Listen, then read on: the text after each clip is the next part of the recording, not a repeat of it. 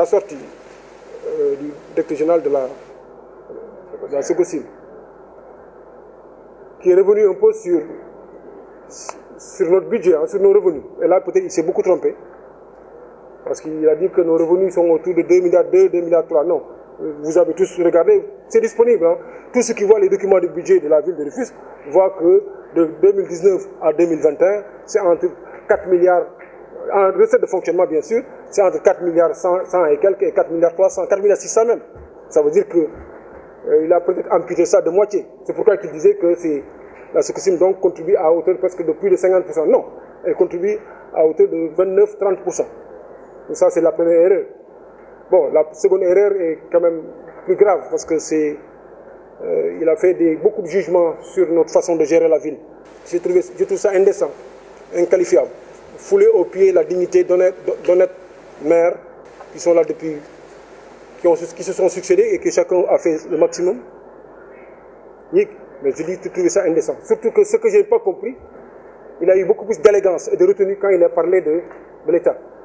Quand on multiplie le 1,3 milliard par 100 ans, par 1000 ans, c'est 1,308 milliard par année. Ce n'est pas un cadeau. C'est calculé selon, c'est arrêté par rapport à la convention minière de 3 février 2006. Et nous trouvons que c'est très insuffisant. Surtout que, avec la reconduction avec un autre avenant, ça va aller jusqu'à peut-être 2025-26. On aura 20 ans où ce sera le même montant.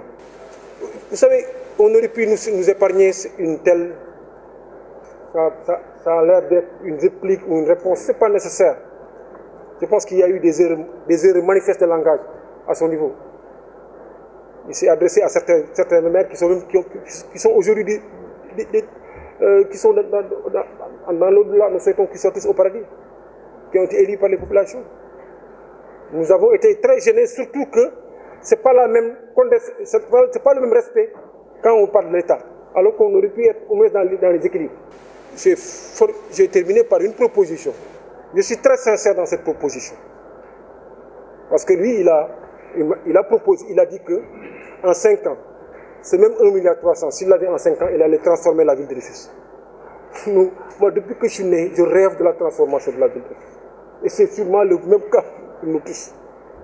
Et il a donné 3 secteurs. L'assainissement, la voirie et l'hôpital.